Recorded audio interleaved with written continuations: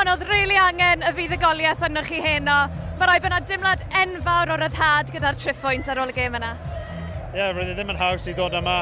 Mae llawer o tîmau wedi struglo bach yma, felly i ddod yma i ennill y gêm dau, gyda 2 gol, ffantastig, Brooksy hefyd. Mae'n diwrnod dda i ni. Ie, beth am y gol gan David Brooks? Hwna'n foment mor special iddo fe. Ie, a ti'n gallu gweld gyda gyd o fans yna yn canu canau. Mae'n mor bwysig i ni a mae'n mor neis i fe i sgorio. Ni jyst yn hapus iawn i cael ei nôl.